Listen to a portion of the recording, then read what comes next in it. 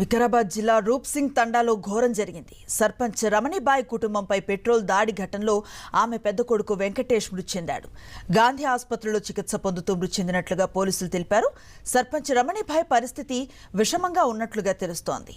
ఆస్తి కోసం కన్న తండ్రి పిన్నతల్లి కుటుంబంపై అనార్ సింగ్ పెట్రోల్ పోసి నిప్పంటించాడు. ఇప్పటికే నిందితుడు అనార్ సింగ్ను పోలీసులు అదుపులోకి తీసుకుని విచారిస్తున్నారు.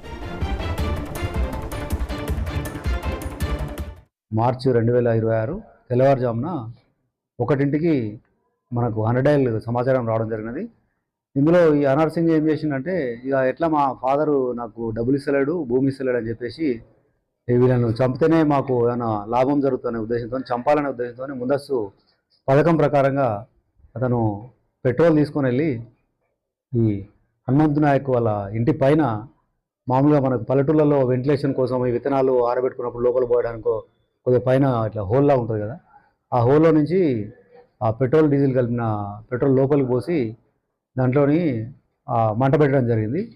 దాంతో ఇంట్లో ఉన్న హనుమంతు చిన్న భార్య, ఆమె ప్రజెంట్ సర్పంచ్ కూడా ఆమె రమణిబాయి, వాళ్ళిద్దరికీ ప్లస్ వెంకటేష్, శివ నలుగురు కూడా కాలిన గాయాలు కావడంతో వాళ్ళని ఇమీడియట్గా డీడీ రికార్డ్ చేయించి మేస్టర్ గారి ద్వారా వాళ్ళని హాస్పిటల్లో ట్రీట్మెంట్ ఇప్పించి బెటర్ ట్రీట్మెంట్ గురించి హైదరాబాద్ కూడా పంపడం జరిగింది.